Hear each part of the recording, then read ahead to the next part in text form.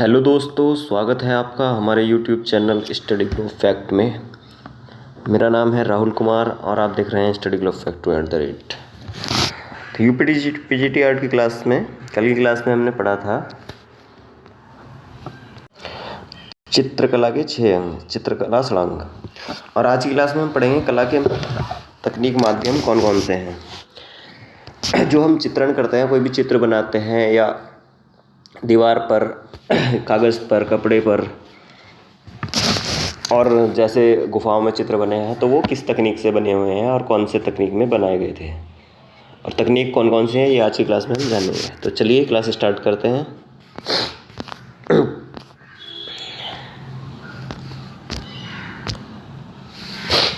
कला की तकनीक माध्यम टेक्निकल आर्ट प्रविधि क्या है?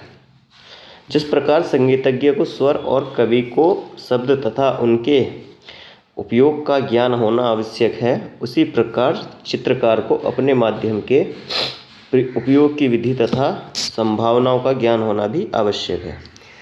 जिस तरह कोई संगीतज्ञ अगर है तो उसको जैसे स्वर का ज्ञान होना चाहिए कि कौन सा किस लय में गाना चाहिए, किस तरीके से गाना चाहिए, उसी तरह चित्रकार को भी ये समझ होनी चाहिए कि चित्र कैसे बनेगा, कौन से माध्यम से बनेगा और किस माध्यम से सही रहेगा। ठीक है, आगे देखते हैं।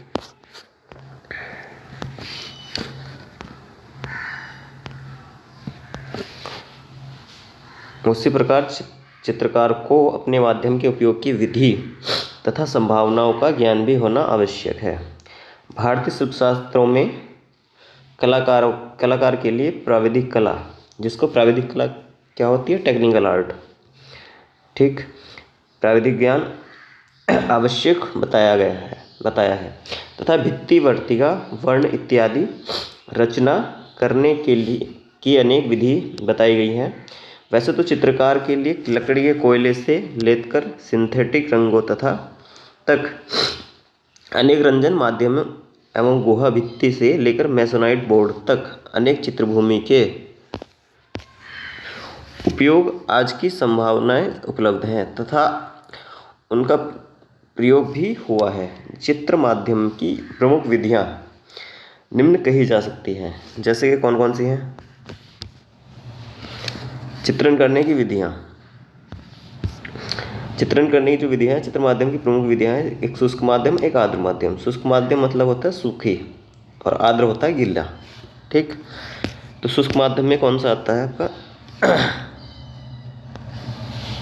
शुष्क माध्यम सरल, सस्ती व प्रयोग में प्रभावशाली होती है।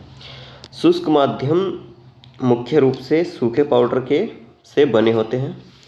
इसमें तेल, पानी व द्रव्य मिलाने की आवश्यकता नहीं होती, यानी कि जो चूर्णित होते हैं पाउडर रंग।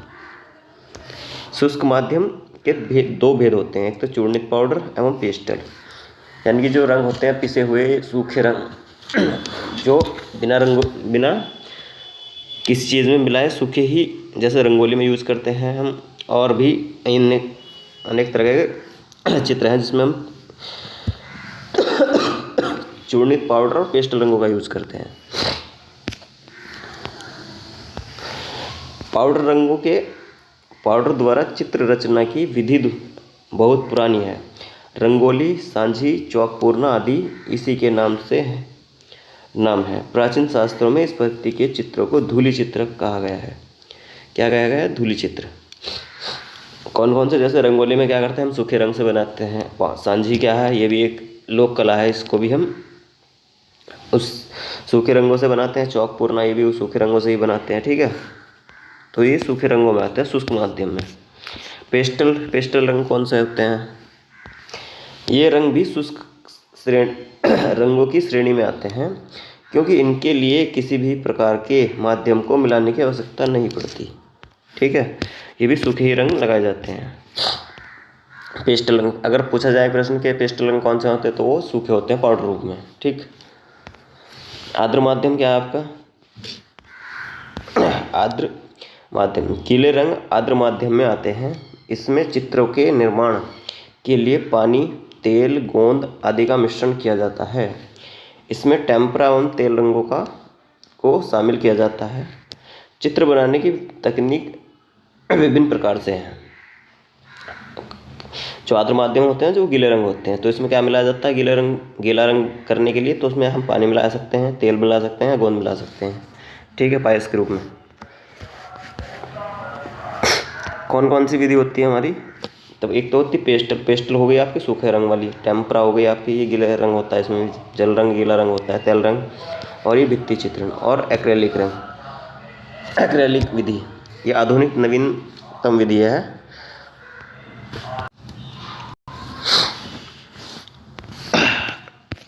पेस्टल रंग लिखते हैं, पेस्टल रंग क्या होते हैं?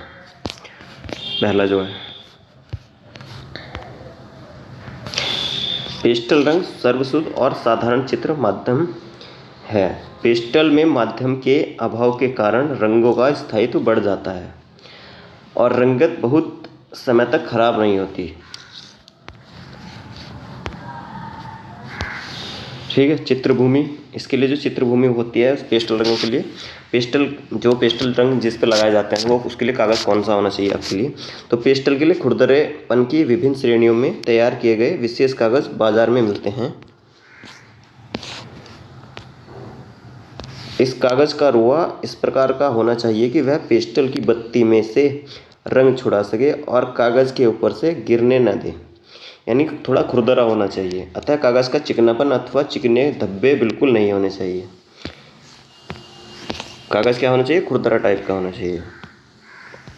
पेस्टल के योग्य श्रेष्ठ भूमि तैयार होती है। जब पेस्टल से समस्त चित्रभूमि ढक दी जाए तो चित्रभूमि का वर्ण कोई महत्व नहीं रखता, परंतु यदि चित्रण स्केची हो तो पृष्ठभूमि जहाँ तहाँ दिखाई पड़े तो उसका वर्ण महत्वपूर्ण भूमिका निभाता है, ठीक। पेस्टल जो है वो शुष्क माध्यम है हमारा, तो जो शुष्क माध्यम माना गया है इसको, तो इसके लिए एक तो भूरा और खुरदरा कागज़ होना चाहिए आपका, और इसमें एक तो हमें ब्रश की ज़रूरत नहीं पड़ती। किसकी? ब्रश की ज़रूरत नहीं पड़ती, इसको हाथों से लगा सकते हैं। ये जो है रेंगन कार्य करने के लिए पेस्टल रंगों का यूज़ करा गया है। इसी को हम फ्रोतास पद्धति भी कह सकते हैं। जैसे हम पेंसिल से कोई चीज़ रब करते हैं उसको, तो उसका जो ये रंगों को कागज़ पर या उंगली से कपड़े से रब करते हैं तो उसे फ्रोतास पद्धति भी कहते हैं। तो वो यहाँ पेस्टल रंग यूज किए जाते हैं। पेस्टल रंगों को जो लंबे समय तक सुरक्षित रखने के लिए हम फिक्सर या फिक्सेटिव का यूज़ करते हैं। क्या करते हैं? फिक्सर या फिक्सेटिव। ये क्या होता है? घोल होता है जिससे पेस्टल रंग जो बिखरने से इसको बचाता है, सुरक्षित रखता है। और पेस्टल रंगों की खोज कहाँ हुई थी, कब हुई थी? तो 20वीं शताब्दी में एडगर देगा ने की थी। किसने की थी? एडगर देगा ने। तकनीक, पेस्टल की तकनीक ही अन्य माध्यम की तरह चित्रकार का व्यक्तिगत विषय है।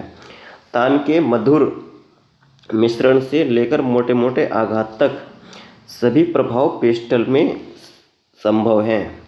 वर्ण मिश्रण के लिए उंगली श्रेष्ठ माध्यम है, श्रेष्ठ साधन है। यानी कि जो उंगली से हम रंग लगाते हैं, जैसे कोई रंग लगा रहे हैं तो ये इस तरीके से रंग लगाते हैं, ठीक है, उंगली से लगाना। परंतु कुछ कलाकार चमड़े अथवा कागज़ की बनी विभिन्न मोटाई की बत्तियाँ प्रयोग करते हैं। यानी कोई जैसे ब्रश टाइप का बना लिया तो उससे उसको कलर लगाते हैं, सूखे रंग। सर्वप्रथम पेस्टल रंगों का प्रयोग कब हुआ? तो 20वीं शताब्दी में हुआ। किसने किया था? एडगर देगा ने। पेस्टल रंग से बने चित्रों को स्थायी रखने के लिए, एडगर देगा कौन थे? प्रभाववाद के कलाकार थे। पेस्टल रंग के से बने चित्रों को स्थायी रखने के लिए इसे विशेष प्रकार के चौखटों में लगाया जाता है और कांच व चित्र के बीच में खाली जगह रखनी चाहिए। पेस्टल रंगों से बने चित्र को स्थायी रखने के लिए विशेष प्रकार के चौखटों में लगाया जाता है और कांच व चित्र के बीच में खाली जगह रखनी चाहिए। इसमें खाली जगह छोड़ दी जाती है।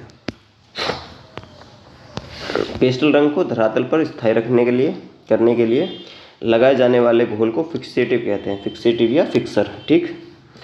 ये एक प्रकार का घोल होता है गोंद टाइप का, तो इसको फिक्सेटिव कहते हैं, जिससे ये पेस्टल रंगों को ज़्यादा समय तक सुरक्षित रखने के लिए किया जाता है, जिससे चित्र को रगड़ व स्पर्श से बचाया जा सकता है। अगर जैसे कोई हमने सूखे रंग लगा दिए और किसी ने बाद में इसमें हाथ लगाया तो वो रंग एक तो बिखरेंगे नहीं उससे फिक्सेटिव करने से, और ये उससे ख़राब नहीं होंगे जल्दी और फीके नहीं पड़ेंगे। तो पेस्टल रंग की विशेषता इसका धूमिल प्रभाव है। क्या है? धूमिल प्रभाव, यानी कि धूल जैसे होने के कारण।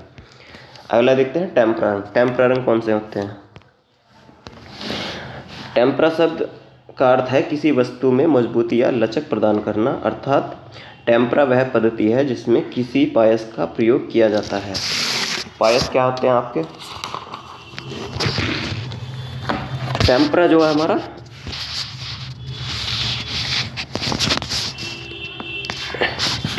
हमारा ये अपारदर्शी होता है और पेस्टल भी अपारदर्शी होते हैं। पूछा जाता है कि प्रश्न के टेम्परा कैसा रंग, टेम्परा के क्या होता है? तो ये अपारदर्शी होता है। अपारदर्शी यानी कि ओपेक कलर। और पारदर्शी कौन सा? जल रंग किसको बोलते हैं? ट्रांसपेरेंट। ठीक है, तो इसको जो है इसका तालिवी शब्द है टेम्परा। टेम्परा का अर्थ है मजबूत करना या मजबूत करना। ठीक है, इसका जो पायस यूज होता है इसमें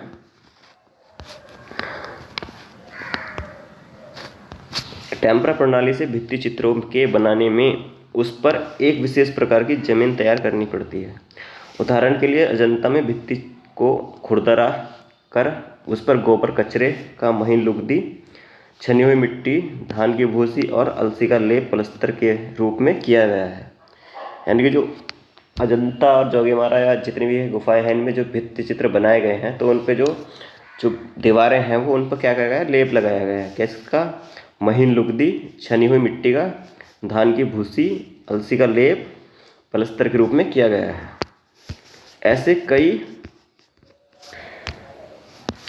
स्तर के एक के ऊपर एक करके लगाए गए कि वह शीशे के समान समतल हो गए, यानी कि ज़मीन को समतल करने के लिए। तो इसमें जो पायस जो इसमें मिलाए जाते हैं तो वो होते हैं आपके, एक तो अंडा होता है जो इसमें टेम्परा रंग में मिलाया जाता है, जो सर्वोत्तम माना गया है अंडे को। और खनिज रंग में अंडे को रासायनिक में खनिज रंग में अंडा और जो रासायनिक रंग है आपके उसमें दूध सर्वोत्तम माना गया है। किसमें? खनिज रंगों में जो आपका पायस के रूप में अंडा सर्वोत्तम माना गया है, और जो रासायनिक रंग है उनमें आपका दूध सर्वोत्तम माना गया है। और जो पायस के अन्य हैं तो उसमें अंडा है आपका, एक अंडा है आपका, दूध है, शहद है, आपका गोंद है, अलसी है, अलसी का तेल। ठीक है, ये क्या है? इन रंगों टेम्परा रंगों में पायस का जो टेम्परा रंग में मिलाए जाते हैं, बाइंड करे जाते हैं, तो इनमें इनका यूज़ होता है। अंडे का, दूध का, शहद का, गोंद का और अलसी का तेल इनमें मिलाया जाता है। तो सर्वोत्तम जो माना गया है खनिज रंगों में तो वो अंडा माना गया है, और रासायनिक में जो माना गया है वो दूध माना गया है। तो ये प्रश्न में भी पूछा जा सकता है कि टेम्परा में जो खनिज रंग में है वो सर्वोत्तम क्या माना गया है? तो वो अंडा माना गया पायस के रूप में। ठीक है, और पायस के रूप में रासायनिक रंगों में टेम्परा में क्या माना गया है? तो वो दूध माना गया है। ठीक, आगे देखते हैं। इसी आधार या जमीन पर रंग लगाए गए जो कुछ खनिज रंग थे जैसे गेरू, हिरोंजी, रामरज कुछ पत्थरों को पीसकर बनाए गए। ठीक है, जो रंग बनाने की पहले विधि थी जो खनिज रंग थे वो हिरोंजी थे, रामरस थे, कुछ पत्थरों को पीसकर बनाए जाते थे। कब? जो आपके गुफाओं में बनाए गए थे चित्र उन पर। यह माध्यम पानी में घुल जाता है, पर सूखने के बाद यह अघुलनशील हो जाता है। जब इसको पानी में घोलते हैं इन रंगों को तो ये घुलनशील हो जाते हैं, और जो सूखने के बाद क्या होता है? अघुलनशील, यानी कि अगर इस पर कोई आप पानी भी डालोगे तो ये फिर धुलेंगे नहीं। ठीक है, जैसे हैं वैसे ही रहेंगे।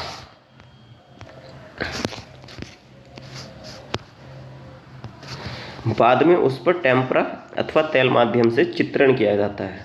किस माध्यम से? टेम्परा या तेल माध्यम। ठीक है, सूख जाने पर यह पायस पारदर्शिता झिल्ली का निर्माण करता है। टेम्परा रंग कैसे होते हैं? अपारदर्शी होते हैं। ये प्रश्न पूछा गया है टेम्परा रंग कैसे होते हैं, तो वो अपारदर्शी होते हैं।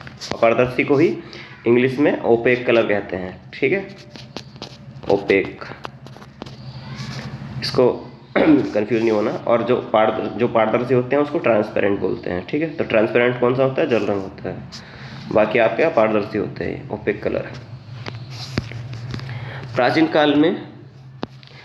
काल में इसमें अंडे की जर्दी का प्रयोग किया जाता है, ठीक है, किया जाता था। किसका? अंडे की जर्दी का, क्योंकि अंडा प्रकृति का सर्वश्रेष्ठ पायस है, बहुत सफल भी रहा है। और ग्लिसरीन व किंचित अलसी का तेल का मिश्रण भी अच्छा पायस माना जाता था। चित्र भूमि के लिए खुरदरी दीवार, लकड़ी का बोर्ड, कागज आदि होते हैं, जिस पर यह तैयार लेख सूखने के बाद दूसरे रंगों को उसके ऊपर लगाकर नवी प्रभाव उत्पन्न किया जाता है। आपके जितने भी जो भित्ति चित्रण बने हुए हैं तो उसमें टेम्परा जो रंग यूज हुआ है वो आपका गुफाओं में, अजंता एलोरा गुफा, इसी तरह में सब में हुआ है। पाल शैली, जैन शैली में हुआ है। और आपका जो है मुगल शैली में हुआ है, राजस्थानी में हुआ है। और जो आपकी कंपनी शैली की शुरुआत हो गई थी उसके बाद से भित्ति चित्रण जो टेम्परा है वो बंद हो गए थे। उसके बाद से कैनवास पे चित्र बनने लगे थे और उसमें उसके बाद तेल रंग आ गए थे आपके, और अलग अलग रंग आ चुके थे जो जल रंग या तेल रंग के। तो उस टाइम पर टेम्परा जो है आपका कंपनी शैली से जितने भी जहाँ भी चित्र मिले हैं वो सब टेम्परा में मिले हैं, टेम्परा विधि में, ठीक है।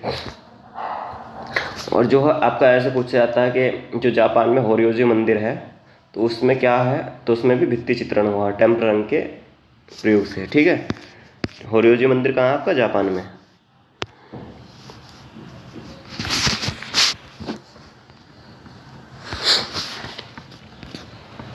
टेम्परा के लिए कौन कौन सी जो जमीन होती है आपकी,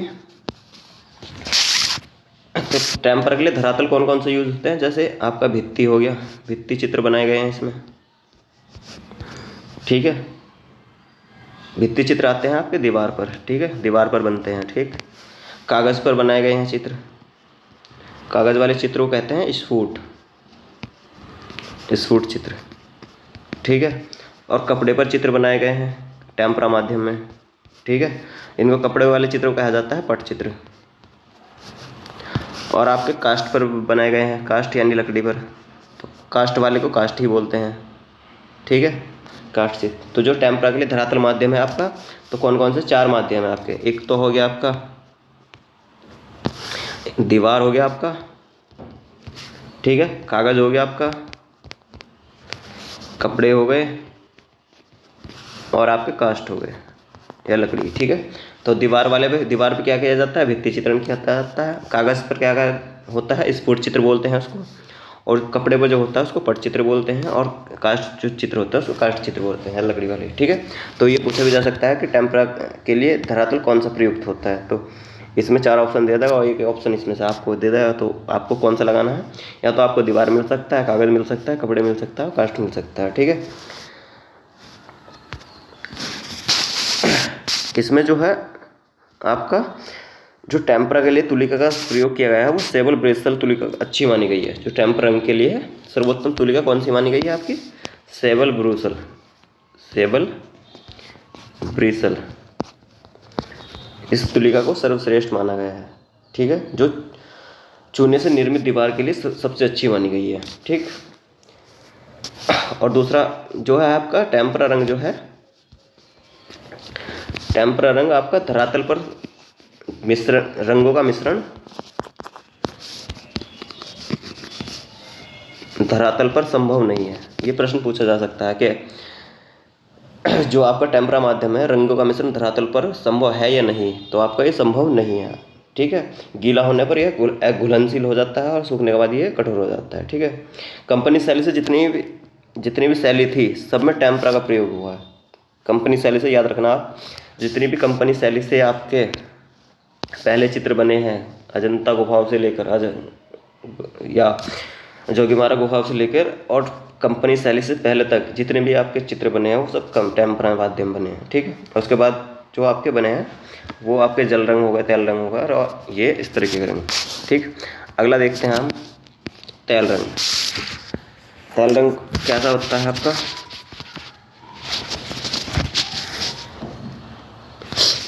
तेल रंग होता है आपका, इसको ऑयल कलर भी बोलते हैं, ठीक है, ऑयल कलर, ठीक। और ये कैसे होते हैं? अपारदर्शी होते हैं। कैसे? अपारदर्शी। टेम्परा भी आपका अपारदर्शी होता है, ओपेक कलर बोलते हैं इसको। और ये भी तेल रंग भी आपका अपारदर्शी होता है, इसको भी ओपेक कलर बोलते हैं इंग्लिश में, अपारदर्शी को। और जो आपका जल रंग है वो आपका पारदर्शी होता है, उसको बोलते हैं ट्रांसपेरेंट, ठीक है। तो देखते हैं इसको। चित्र भूमि तैल चित्रण के लिए विभिन्न प्रकार की भूमि का प्रयोग किया जाता है, जैसे कैनवास का, काष्ठफलक, मैसोनाइट बोर्ड अथवा हार्डबोर्ड, गैसो, भित्ति इत्यादि। परंतु इनमें से मुख्य निम्नलिखित है कैनवास बोर्ड, ठीक है, जो तेल रंग के लिए अच्छा माना गया है, तो वह है आपका कैनवास बोर्ड। कैनवास बोर्ड क्या होता है आपका? यह एक प्रकार का कैनवास ही होता है जिसे बोर्ड के ऊपर चिपका दिया जाता है। यह तेल चित्रण के अभ्यास के लिए उपयुक्त होता है। यह कई माप में तैयार भी मिलता है। कैनवास होता है जिस पर स्टैंड लगाकर ईजल और कैनवास का यूज करते हैं। तो एक फ्रेम, लकड़ी का फ्रेम होता है, उस पर कपड़ा या लगाकर या कुछ और तरीके का कागज़ लगाकर उस पर खींच दिया जाता है और फिर उस पर पेंटिंग की जाती है। कागज़ कौन सा है इसमें? यह भी तेल चित्रण के अभ्यास में प्रयुक्त होता है। इस कागज़ को कैनवास की भांति बनाया जाता है। मजबूती के लिए इसके पीछे कपड़े अथवा बोर्ड को चिपकाया जाता है। किसका? कपड़ा या बोर्ड, ठीक। कैनवास दीर्घकाल तक रखने वाले चित्रण के लिए इसका प्रयोग किया जाता है। यह किसी भी इच्छुक बुनाई वाले श्रेष्ठ कपड़े पर तैयार किया जा सकता है।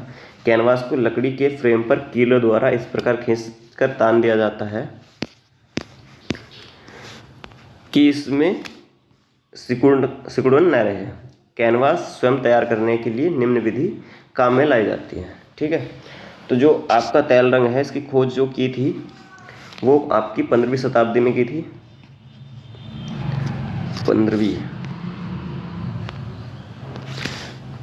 15वीं शताब्दी किसने की थी? ये नीदरलैंड में हुई थी इसकी खोज, हॉलैंड में, ठीक है, नीदरलैंड के हॉलैंड में। किसने की थी? आइक बंधु ने की थी। आइक बंधु कौन थे? जॉन आइक और वान आइक, ठीक है। इसका एक जगह ही नाम मिलता है, जॉन वान आइक। तो ये दो भाई थे सगे, तो एक का नाम था जॉन आइक, एक का नाम था वान आइक, ठीक है, जिन्होंने पहला तेल रंग चित्र बनाया था, ठीक है। कौन सा बनाया था इन्होंने? मेमने की आराधना।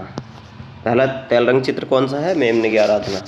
ये एग्जाम में पूछा भी गया है कि पहला तेल रंग चित्र कौन सा है, तो वो है मेमने की आराधना, ठीक। सर्वप्रथम भारत में जो तेल रंग प्रयोग किया गया था वो किसने किया था? वो जब अंग्रेज़ हमारे भारत में थे, तो जब कंपनी शैली चल रही थी, तो कंपनी शैली में टिल्ली कैटल नाम का एक चित्रकार था जिसने भारत में तेल रंग की शुरुआत की थी।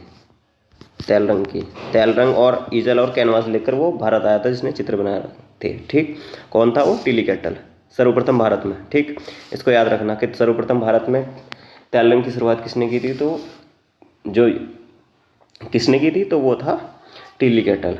और जो भारतीय था, सर्वप्रथम भारतीय कौन था? तो सर्वप्रथम भारतीय था आपका राजा रवि वर्मा, ठीक है, राजा रवि वर्मा। और जो दूसरे थे वो थी अमृता शेरगिल। तो ये प्रश्न पूछा जाता है कि भारतीय वह कौन से भारतीय है जिसने पाश्चात्य माध्यम में काम किया? तो वो कौन कौन से हैं आपके? एक तो राजा रवि वर्मा है, एक अमृता शेरगिल है। तो ये यूपी-टीजीटी 2021 में प्रश्न भी आया था कि भारतीय चित्र पाश्चात्य माध्यम में किसने काम किया है, तो वो किसने किया था? अमृता शेरगिल ने किया था। एक प्रश्न आया भी था, ठीक। अब आगे देखते हैं साइजिंग क्या होती है इसकी। तेल रंग कपड़े के प्रत्येक संपर्क में आने से कपड़े के तंतु खराब हो जाते हैं, ठीक। अतः एक श्रेष्ठ कपड़े को किसी लकड़ी के चौखटे पर हल्का सा कसकर एक पतली सतह पानी में घोले हुए सरेस की लगा देते हैं। इससे कपड़े के सूक्ष्म छिद्र भी बंद हो जाते हैं। यानी कि जैसे कपड़ा कोई थोड़ा छन्ना है, जालीदार है, तो उसमें क्या करते हैं? सरेस का घोल लगा के उसके जो सूक्ष्म छिद्र होते हैं वो बंद हो जाते हैं। प्राइमिंग क्या होती है इसमें फिर? प्राइमिंग क्या होती है? भली प्रकार साइजिंग करने के बाद, जब हम साइजिंग कर लेते हैं तो उसके बाद क्या करते हैं, कैनवास पर सफ़ेदा तारपीन तथा अलसी का तेल मिश्रण तैयार करके किसी चौड़े ब्रश से लगाया जाता है। इस प्रक्रिया को प्राइमिंग कहते हैं। तो ये प्रश्न भी पूछा जाता है कि प्राइमिंग किसे कहते हैं। तो प्राइमिंग किसे कहते हैं? भली प्रकार साइजिंग करने के बाद जब हम कैनवास को तैयार कर लेते हैं साइजिंग वाइजिंग करके, तो फिर क्या करते हैं, सफ़ेदा तारपीन अथवा अलसी का तेल का मिश्रण तैयार करके किसी चौड़े ब्रश से लगाया जाता है। इस प्रक्रिया को प्राइमिंग कहते हैं। ठीक है। अब इसमें हार्डबोर्ड और मेसोनाइट क्या होता है? मेसोनाइट बोर्ड ये कौन सा होता है? जैसे कैनवास हो गया आपका, तो वैसे ही होता है हार्डबोर्ड और मेसोनाइट बोर्ड। हार्डबोर्ड बाजार में कई प्रकार के मिलते हैं, दोनों ओर से सपाट तह वाले भी मिलते हैं और एक ओर से सपाट तथा दूसरी ओर बुनावट जैसे सतह वाले भी मिलते हैं। ठीक, कौन कौन से? एक तो दोनों तरफ से सपाट तह वाले और दूसरा आपका एक तरफ से सपाट तथा दूसरी तरफ से बुनावट जैसे सतह वाले। ठीक है। तीसरा कैसे मिलता है? बुनावट, मोटी बुनावट वाली सतह तथा बारीक बुनावट वाली सतह वाले। मोटी बुनावट या बारीक सतह वाली। अब इसका माध्यम क्या है? तैल चित्रण के लिए माध्यम के रूप में साधारण तारपीन, अलसी का तेल तथा वार्निश का प्रयोग होता है। बाजार में ये वस्तु दो रूप में प्राप्त होती हैं, पहला तारपीन का तेल और एक अलसी का तेल, जो टेम्परा माध्यम में यूज होता है। कौन सा? एक तारपीन का और एक अलसी का। वार्निश क्या है? बाजार में कई प्रकार के वार्निश मिलते हैं, परंतु चित्रण के लिए सर्वश्रेष्ठ कोपाल वार्निश ही उपयुक्त है। उपयुक्त तीनों माध्यम का प्रयोग चित्रकार की रुचि एवं अनुभव पर निर्भर करता है, परंतु विद्यार्थी के लिए श्रेष्ठ माध्यम इन तीनों को संभाग में मिलाकर तैयार किया जाता है। ठीक, जो वार्निश करते हैं हम।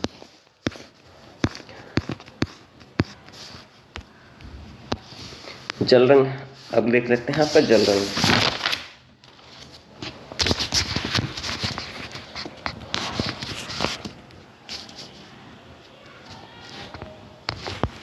जल रंग से पहले कुछ और देख लेते हैं इसके लिए भी, जो आप इसमें 4 प्रकार के हैं हमारे। इसमें कौन कौन से तेल यूज होते हैं? तो एक तो है आपका रहा अलसी का तेल हो गया आपका, जो सबसे अच्छा माना गया है इसमें। ठीक है। और आपका नहीं, अलसी हो गया आपका, ये प्राचीन माना गया आपका। अलसी जो है आपका जिसमें यूज होता है तेल, तो एक तो हो गया आपका अलसी का। अलसी जो है, अलसी का तेल वो सबसे प्राचीन है, जो यूज करते हुए आ रहे थे हम। और दूसरा है आपका लिंसीड ऑयल। लिंसीड ऑयल ये जो है सबसे अच्छा माना गया है इसमें तेल रंगों में। ठीक है। तीसरा है आपका तारपीन का तेल। चौथा है पोस्ते। ठीक, पोस्ते क्या है? ये भी एक तेल होता है, और जो इसके लिए धरातल का यूज हुआ है, तो उसमें धरातल कौन कौन से अच्छे माने गए हैं? तो इसमें कैनवास पे भी हो सकता है तेल रंग। ठीक है। ऑयल सीट पर भी हो सकता है, और आपका हार्डबोर्ड पर हो सकता है, और आपका कास्ट पर भी हो सकता है, यानी लकड़ी पर भी हो सकता है। ठीक है। सर्वोत्तम क्या है इसमें? कैनवास माना गया है, कैनवास पे। और इसका जो माध्यम है वो करना है क्या है, ये डार्क टू लाइट होता है। क्या होता है? तेल रंग डार्क टू लाइट, यानी कि पहले डार्क करेंगे फिर लाइट करेंगे थोड़ा हल्का। ठीक है। इसका ही माध्यम है।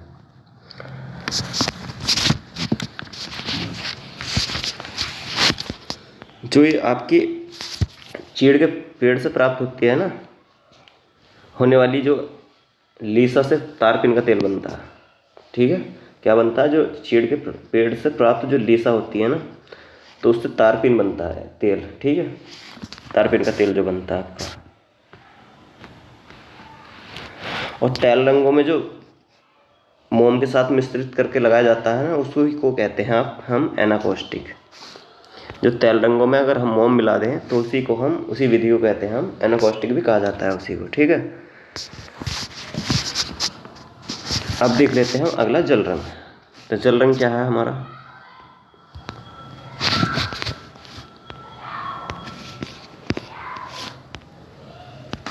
जल रंग हमारा चित्रभूमि इसके लिए कैसे होनी चाहिए?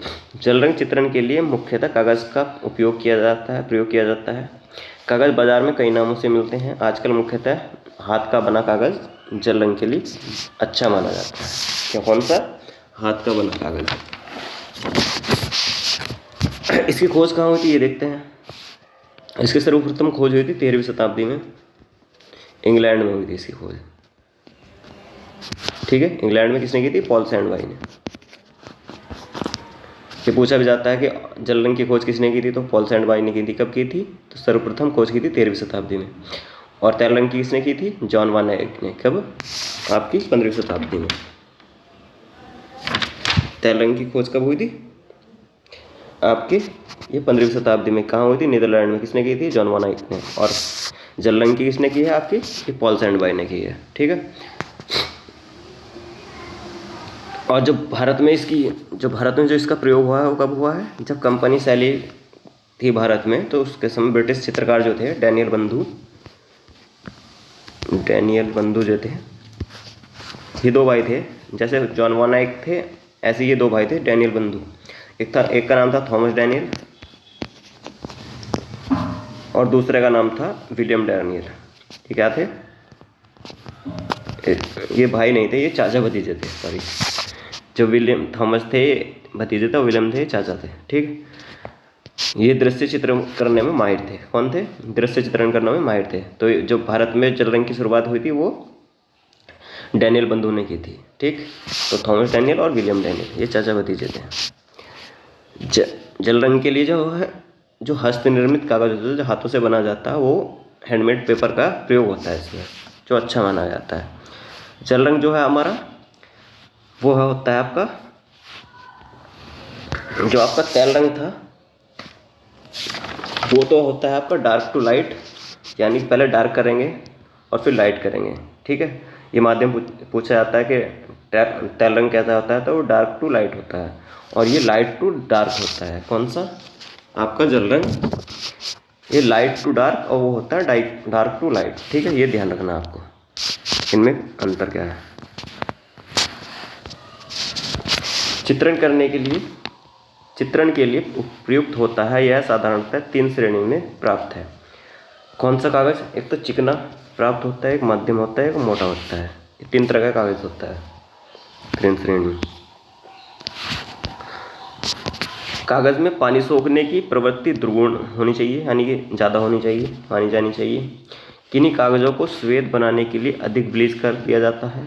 इससे कागज़ के रासायनिक गुण बदल जाते हैं और रंग कागज़ पर लगने पर अपनी रंगत बदल देते हैं। क्या करते हैं? इसमें अपने रंगत बदल देते हैं। कुछ चित्रकार कागज़ को बोर्ड पर चिपका देते हैं।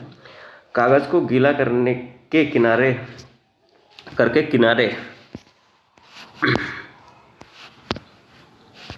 किनारे पर गोंद अथवा गोंद लगी पट्टी द्वारा ड्राइंग बोर्ड पर चिपका देने पर भी कागज़ कैनवास की तरह खींच लेते हैं।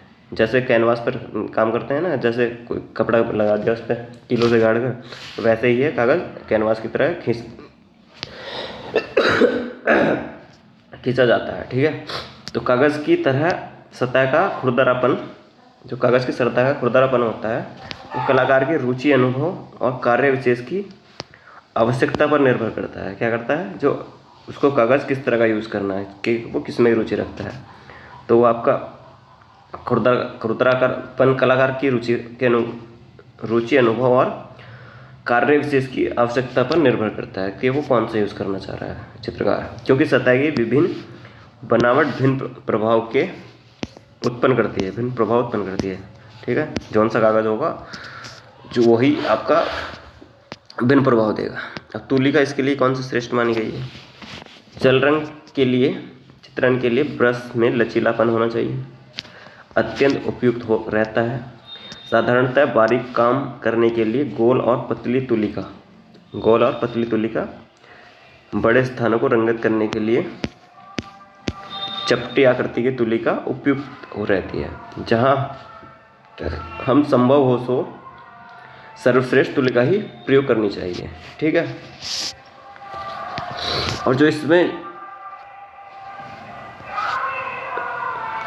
जल रंग को हाईलाइट दिखाने के लिए जो हम इसमें सफ़ेद खाली जगह छोड़ते हैं ना, तो जो इसमें खाली जगह छोड़ी जाती है उसी को हम कहते हैं वर्जिन स्पेस। क्या कहते हैं? Virgin space. क्योंकि जो इसमें जो खाली जल रंग में जब हाईलाइट दिखाने के लिए इसको जो सफ़ेद जगह छोड़ते हैं, खाली जगह, तो उसी को हम वर्जिन स्पेस कहलाती है वो। ठीक है। तो भारत में जो वॉश पेंटिंग है वो धोबन विधि है, जिसको धोबन विधि कहा गया है वॉश पेंटिंग को हिंदी में। तो इसकी खोज की थी आपके अविंद्रनाथ टैगोर ने। किसने की थी? अविंद्रनाथ टैगोर ने जल रंग की। ठीक। वॉश पेंटिंग की। ठीक है। धोबन विधि कहते हैं इसको। ये जल रंग का ही एक अपडेट वर्जन है। जैसे जल रंग है आपका, वैसे ही आपका ये आपका वॉश पेंटिंग है। ठीक। आगे देखते हैं तकनीक क्या है इसमें। जल रंग प्रयोग की दृष्टि से दो प्रकार का है।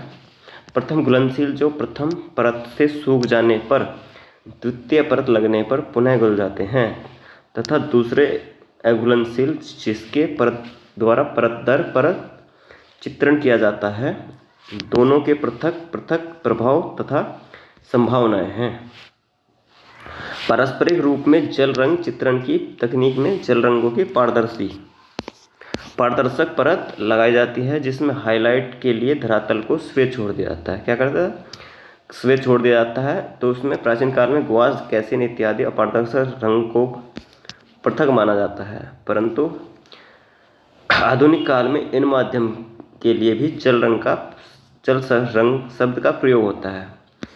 जल रंग अपने स्वरूप तथा तकनीक की दृष्टि से भी दो श्रेणी में बांटे जा सकते हैं। प्रथम पारदर्शक। इस श्रेणी में वाश, ग्लेजिंग, आला प्राइमा, स्पंजिंग, वेराइगेटेड वॉश आदि प्रविधियाँ आती हैं, तथा द्वितीय अपारदर्शक। इसके अंतर्गत स्टिपलिंग, स्क्रैम्बलिंग, ड्राई ब्रशिंग आदि प्रविधियाँ आती हैं। ठीक है। आगे देखते हैं भित्ति चित्रण देखते हैं। भित्ति चित्रण क्या है आपका?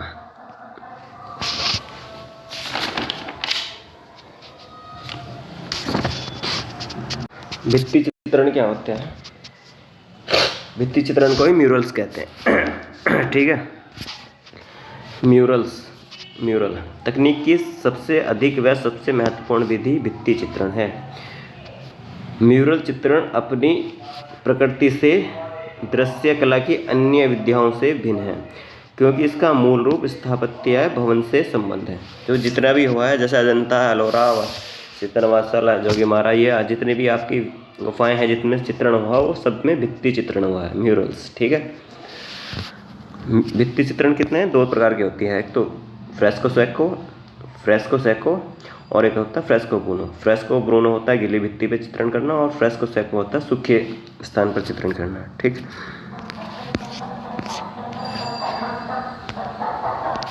म्यूरल चित्रण अपनी प्रकृति के से दृश्य कला की अन्य विद्याओं से भिन्न है, क्योंकि इसका मूल रूप स्थापत्य भवन से संबंध है।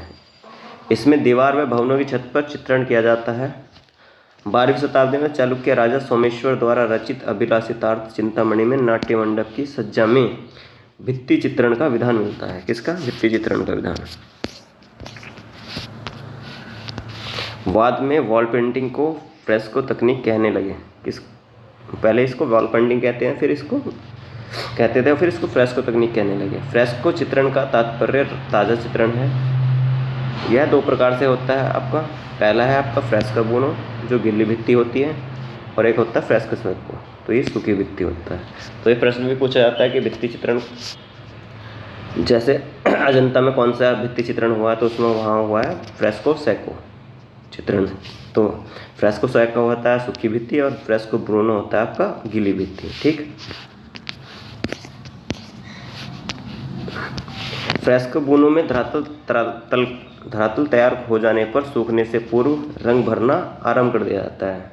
यानी कि जो फ्रेस्को बुनो होता है, जो गिल्ली भित्ति होती है, तो तैयार हो जाने पर सूखने से पहले ही, जब वो गीला ही होता है तभी रंग भरना आरंभ कर दिया जाता है। और फ्रेस्को सैकों में धरातल सूख जाने पर, यानी कि पहले धरातल तैयार करेंगे, फिर वो जब सूख जाएगा उसके बाद चित्रण करते हैं। फिर ये कम स्थायी होते हैं। ये पद्धति काफ़ी प्रचलित है। फ्रेस्को में धरातल तैयार करने के लिए जले हुए चूने को प्रयोग में लाया जाता है। फ्रेस्को धरातल के लिए इसका प्रयोग होता है, जले हुए चूने का।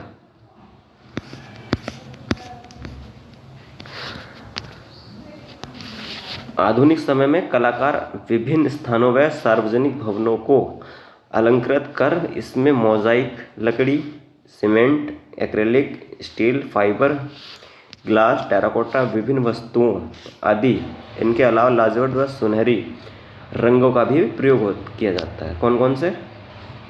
लाजवट और सुनहरे रंगों का प्रयोग किया जाता है। भित्ति चित्रण के उदाहरण जैसे जोगीमारा, अभी मैंने आपको पहले बताया, जोगीमारा में है, आपके अजंता में देखने को मिलते हैं। ठीक। एक्रेलिक रंग कौन से होते हैं? ये भी अपारदर्शी रंग होता है। एक्रेलिक रंग देख लेते हैं। 1950 के पश्चात ही विकसित व व्यापक होकर स्थायी चित्रण के माध्यम के रूप में सामने आया। कब? 1950 में। इसे जल रंग माध्यम की तरह पतले पतले वॉश के रूप में प्रयोग करते हैं। इसे तेल रंग की तरह मोटे मोटे घातों के रूप में भी प्रयोग कर सकते हैं। ठीक है। सबसे आधुनिक माध्यम माना गया है, यानी कि जो अब का समय चल रहा है, आधुनिक जो कंपनी शैली के बाद जो आधुनिक कलाकार आए, तो ये एक्रेलिक रंग में सबने काम किया है, जो अब जगह है आधुनिक माध्यम है। इसकी खोज जो किसने की थी?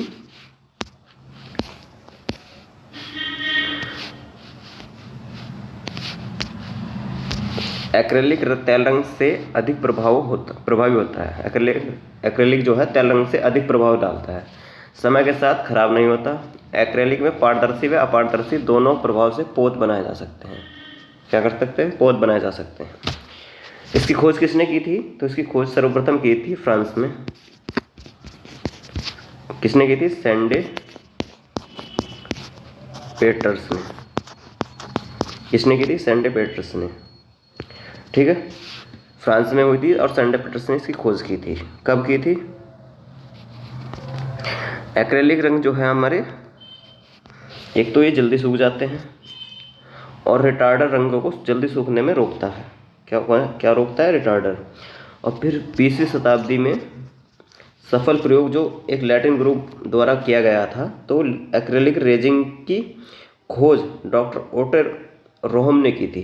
किसने? 20वीं शताब्दी में जब सफल प्रयोग हुआ तो लैटिन ग्रुप था एक, तो जिसका प्रयोग किया गया तो उसमें एक्रेलिक जो रेजिन है, एक्रेलिक रेजिन की खोज वो डॉक्टर ओटे ने की थी। किसने की थी? Doctor Otto Rohm sorry. और भारत में पहली बार एक्रेलिक रंगों का प्रयोग सतीश गुजराल ने किया था। तो भारतीय कलाकार कौन है जिसने एक्रेलिक रंगों का यूज़ किया है? तो वो है हमारे सतीश गुजराल। कौन है? सतीश गुजराल। ये प्रश्न में पूछा जाता है, गया है कई बार, कि एक्रेलिक रंगों में सर्वप्रथम किसने पहली बार भारत में किसने प्रयोग किया? तो वो किसने किया था? एक्रेलिक रंग सतीश गुजराल ने। ठीक है, आगे देखते हैं।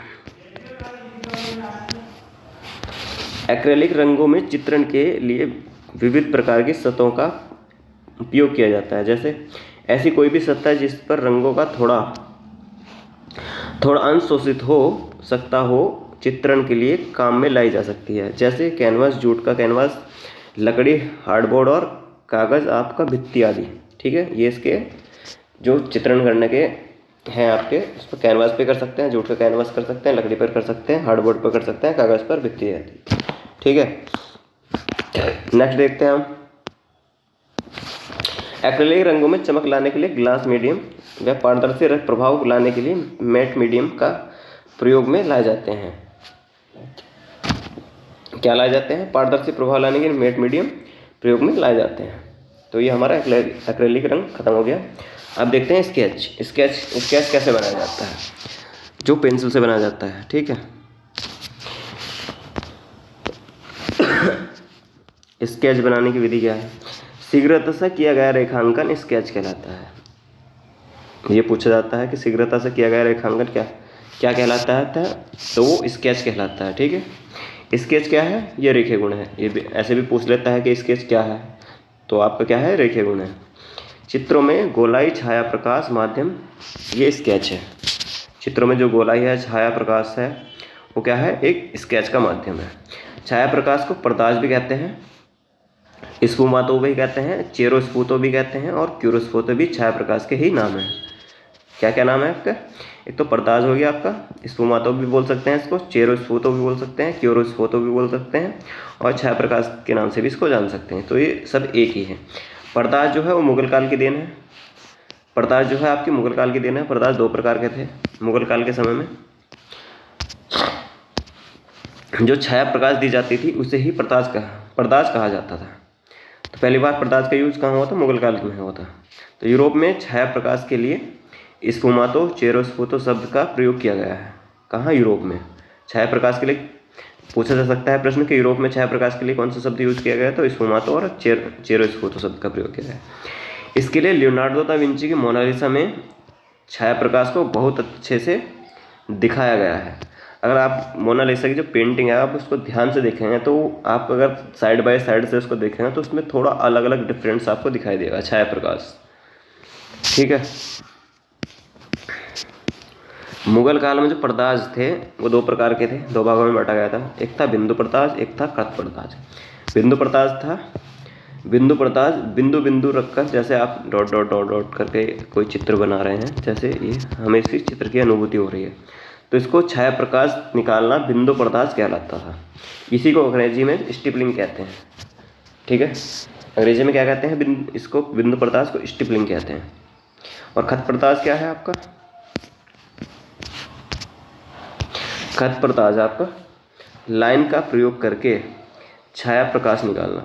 जैसे कोई लाइन बना रहे हैं, ये बना रहे हैं, तो इसमें जो छाया प्रकाश निकालना है तो उसको खत पर्दाज कहते हैं। इसी को अंग्रेजी में हैचिंग भी कहते हैं। ये पूछा भी जाता है कि हैचिंग क्या है, तो हैचिंग क्या है? आपका खत पर्दाज है। अगले देखते हैं स्पैटरिंग। स्पैटरिंग क्या होता है? ये सब जितने भी हम बता रहे हैं ये सारे ही चित्रण करने की विधियाँ हैं। तो स्पैटरिंग क्या होता है आपका? स्पैटरिंग होता है टूथब्रश द्वारा रंगों का स्प्रे हुए छिड़काव करना, सूक्ष्म बिंदुओं का फव्वारा। यानी जैसे हमने ब्रूस को भिगोया और उस पर आगे अंगूठा लगाकर उसको छोड़ा तो इसको जो छिड़काव होगा वो उसी स्प्रे होगा, उसी को स्पैटरिंग बोलते हैं। ठीक है, तो अगला देखते हैं ब्लोन ब्लाट्स। ब्लोन ब्लाट्स क्या होता है? ब्लोन ब्लाट्स है आपका धरातल में रंग की बूंद को स्ट्रॉ से फूंक मारकर फैलाना। यानी कि जब धरातल पर कोई रंग डाल दिया हमने और उसको स्ट्रॉ यानी जो पाइप होता है एक, जिससे हम नारियल पानी पीते हैं, उस तरीके का पाइप होता है, तो उस स्ट्रॉ से अगर उसमें फूंक मारेंगे तो जो रंग है वो बिखर जाएगा। तो उसको फूंक मार कर फैलाना ही क्या होता है? ब्लोन ब्लाट्स कहलाता है। नेक्स्ट क्या है? फ्रोताज। फ्रोताज क्या होता है?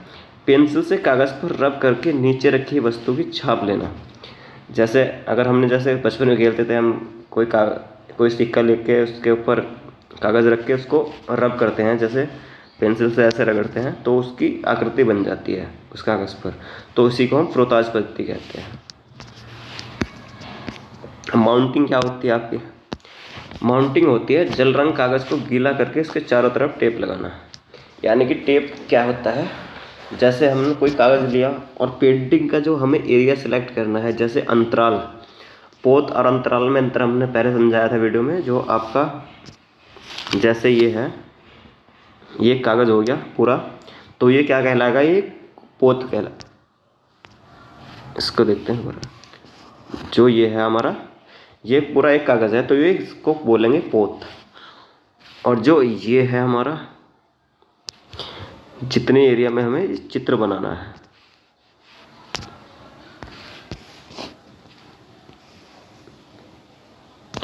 ये जितनी एरिया में हम ये चित्र बनाएंगे, ये वाला चित्र, इसको बोलते हैं अंतराल। और जो ये पूरा होता है कागज़ को बोलते हैं पोत। ठीक है, पोत कितने प्रकार के होते हैं? 3 प्रकार के होते हैं, अनुकृत पोत, सर्जित पोत, प्राप्त पोत। ठीक है, तो जैसे ये हमने कोई ये पेपर लिया और उसके ऊपर चारों तरफ से ऐसे टेपिंग कर दी। और फिर हम जब चित्र बनाते हैं तो उसी को कहते हैं माउंटिंग करना। ठीक, देखते हैं ब्लेडिंग। ब्लेडिंग क्या होता है? ब्लेडिंग होता है दो रंगों को कोमल पूर्वक कैनवास में तुलिका में से मिलाना। क्या होता है? दो रंगों को कोमल पूर्वक कैनवास में तुलिका से मिलाना क्या होता है? ब्लेडिंग होता है। स्पंजिंग क्या होता है? स्पंजिंग वह होता है स्पंज द्वारा दीवार पर टेक्सचर बनाना। स्पंज क्या होता है? जैसे हमने कोई, जैसे गद्दा होता है फॉर्म, उस फॉर्म को हमने भिगोकर और जब उसको ऐसे ऐसे छापे मारेंगे तो उसको स्पंजिंग कहते हैं। ठीक है, जो फॉर्म लेके हम गीला करके उसको दीवार पर करते हैं इस तरीके से, तो उसको स्पंज क्या कहते हैं? स्पंजिंग कहते हैं। या जैसे टेक्सचर करते हैं हाथ से, खाली हाथ से लगा के और उस पर छापे से मारते हैं तो उसको ही स्पंजिंग कहते हैं। सैंगुइन क्या है? सैंगुइन क्या है? सैंगुइन रेखांकन के लिए उपयुक्त लाल रंग की चौक सैंगुइन कहलाता है। ये प्रश्न पूछा भी गया है कि सैंगुइन क्या है? सैंगुइन क्या है? लाल रंग की चाक। लाल रंग की चाक को ही क्या कहते हैं? रेखांकन के लिए प्रयुक्त किए जाने वाले लाल रंग की चाक को ही सैंगुइन कहलाता है। नेक्स्ट देखते हैं एनाकॉस्टिक क्या होता है। एनाकॉस्टिक कॉस्टिंग। एनाकॉस्टिंग होता है तेल रंग और मोम मिश्रित दोनों को गर्म करके प्रयोग किया जाता है जिससे चित्रों में चमक आती है। क्या आती है?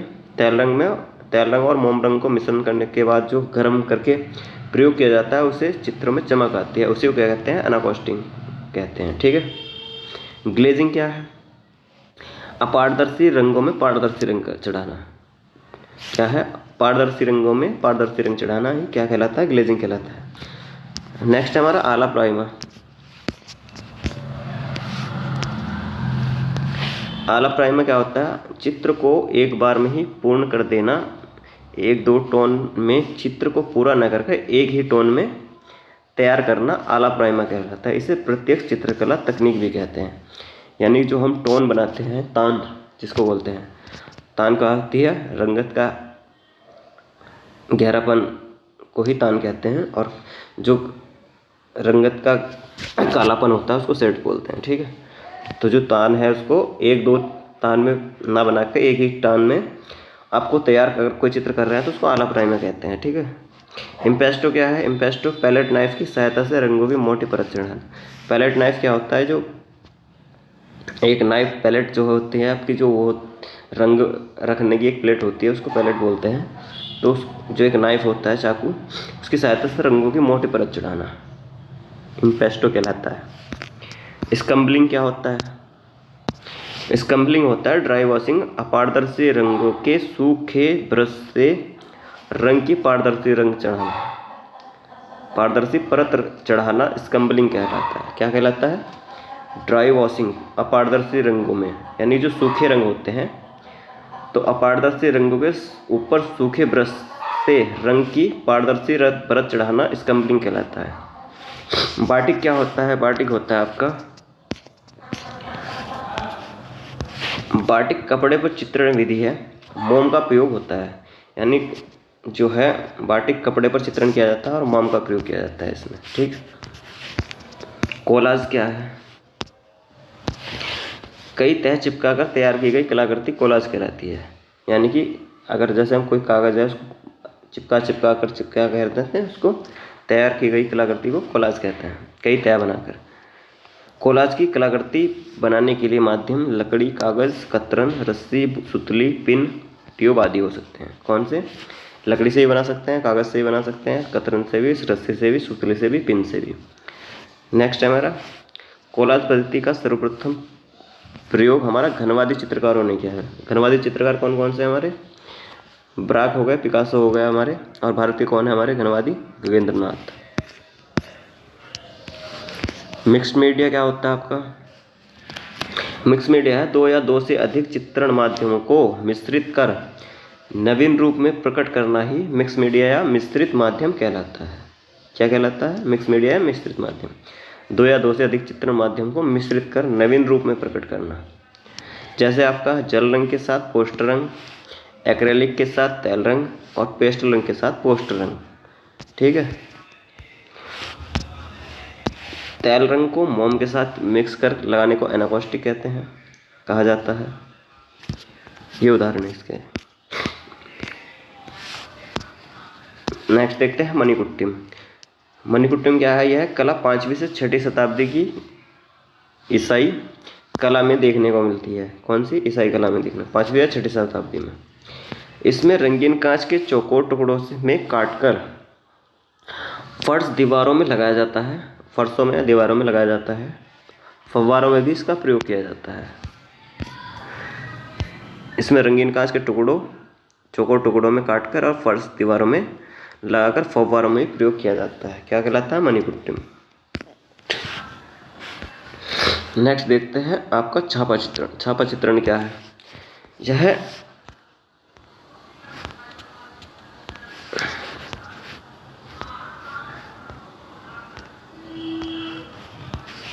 यह एक ऐसा माध्यम है जैसे चित्रकार मूर्तिकार निर्माण करते हैं, उसी प्रकार छापा चित्रण कलाकार की अभिव्यक्ति का माध्यम है। छापा कला क्या है? ये हमने क्लास ऑलरेडी पढ़ा चुके हैं, तो आप देख सकते हैं छापा कला क्या है, तो उसमें आप जाकर पढ़ सकते हैं। गतिशील अक्षरों का सर्वप्रथम आविष्कार सन 1440 में जर्मनी के गुटेनबर्ग ने किया था। किसने? जर्मनी के गुटेनबर्ग ने 1440 में किया था। किसका? छापा कला, गतिशील अक्षरों का, सॉरी। ठीक है। 20वीं शताब्दी तक आते आते छापा चित्रण को चित्रकारों ने स्वतंत्र माध्यम बना लिया था। क्या बना लिया था? स्वतंत्र माध्यम। 20वीं शताब्दी में पूर्व में भारत में ईरान देश आदि देशों में छापा चित्रण टेक्सटाइल का माध्यम था। किसका? टेक्सटाइल का। छापा चित्रण जो था टेक्सटाइल का माध्यम था। छापा चित्रण की विधि कौन कौन सी? एक तो रिलीफ पेंटिंग होती है, वो सबसे पुरानी है, तकनीक मानी जाती है। इसमें जो स्थान रिलीफ हो गया, इंटेग्लियो आपका, अंतःसतह हो गया आपका, और बाह्य वो प्लेनोग्राफी हो गया आपका।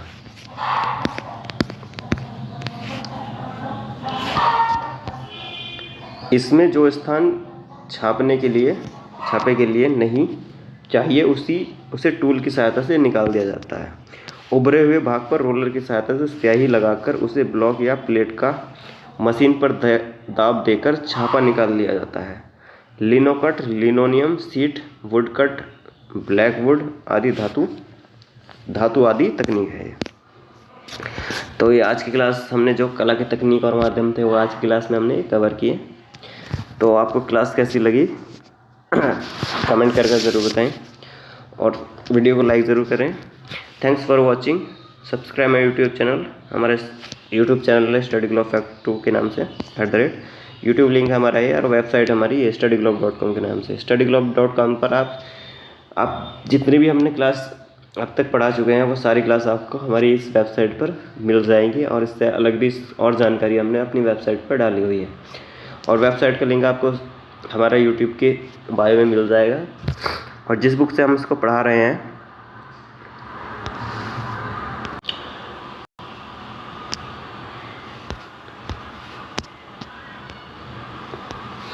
और जो ये हमारी भारतीय चित्रकला का इतिहास इस बुक से हम पढ़ा रहे हैं, तो ये सारी जानकारी आपको इस बुक में मिल जाएगी।